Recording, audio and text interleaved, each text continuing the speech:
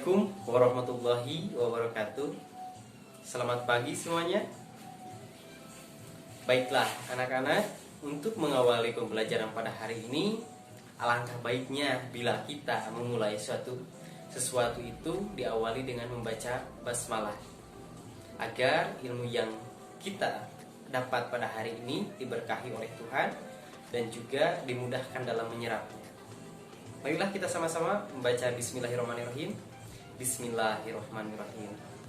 Baiklah, sebelum memulai kepada pembelajaran, seperti biasa kita awali dengan mengecek absensi. Bagaimana Ibu Sekretaris? Apakah sudah dicek absensinya?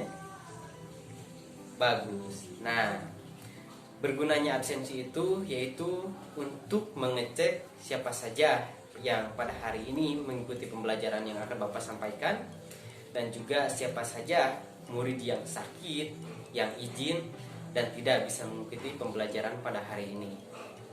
Nah, setelah kita melakukan absensi, langsung saja materi pembelajaran yang akan Bapak sampaikan pada kali ini yaitu tentang zaman praaksara. Apakah ada yang sudah tahu apa itu zaman praaksara? Nah,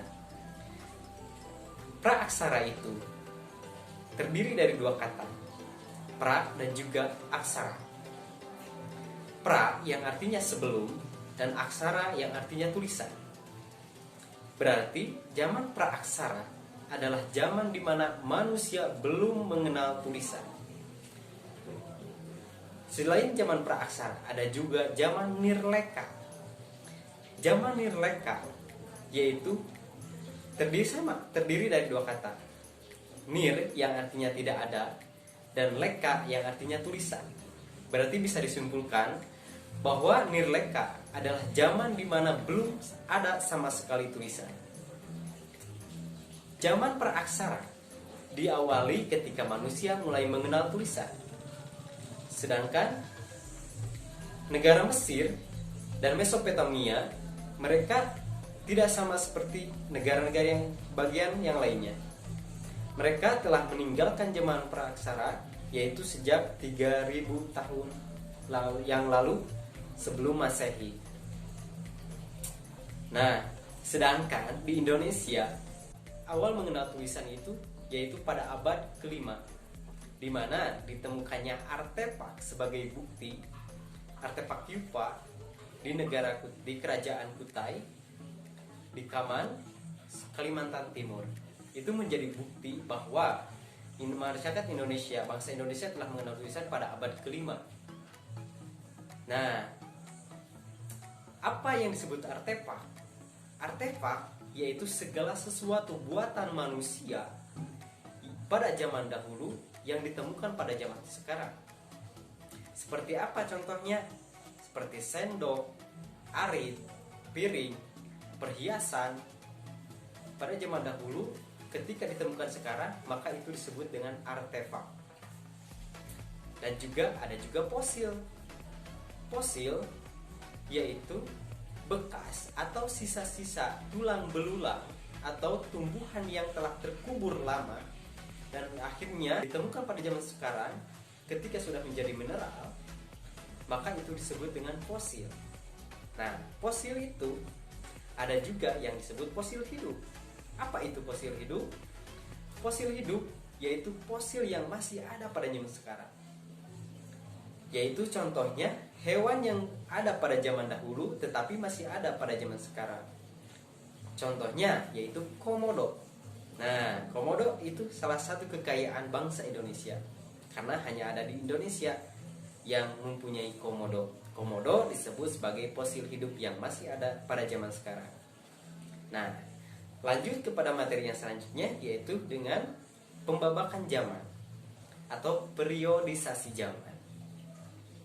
Zaman terbagi menjadi 3 bagian, tetapi Bapak jelaskan dulu. Yang pertama adalah zaman geologis. Zaman geologis terbagi menjadi 4. Yang pertama ada arkaikum, yang kedua paleozoikum, yang ketiga mesozoikum, dan yang keempat adalah neozoikum.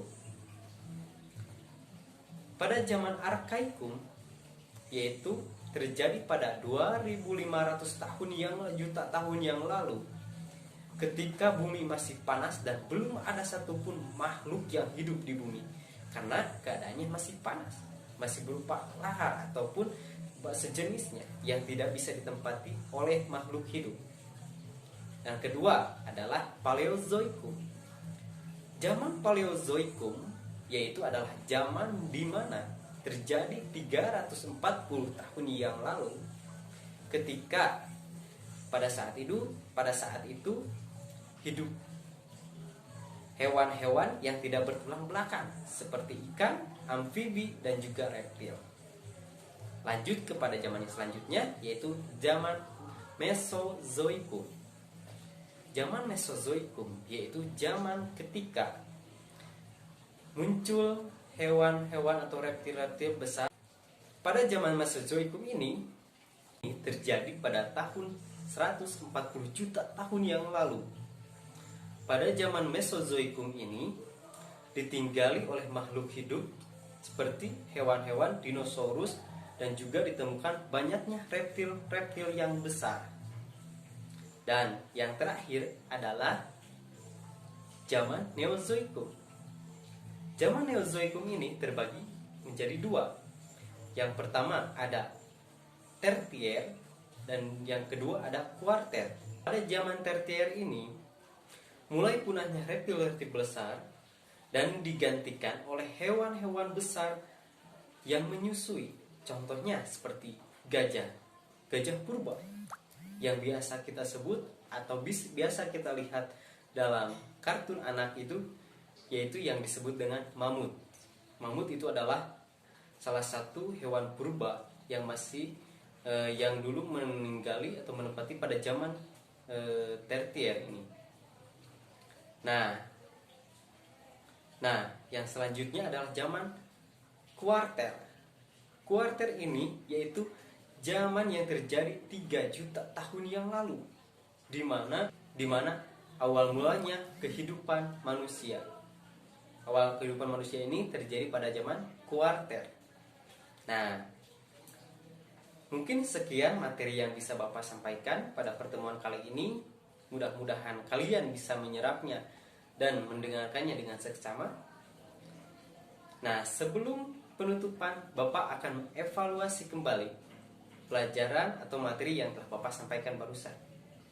Yang pertama, Bapak menjelaskan tentang zaman praaksara. Yang selanjutnya, yang pertama Bapak menjelaskan tentang definisi praaksara.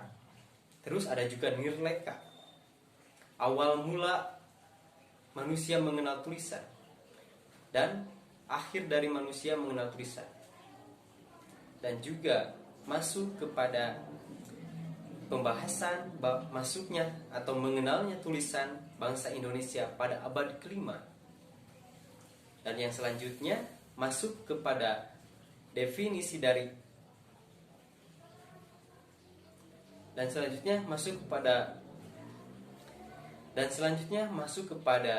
definisi dari artefak.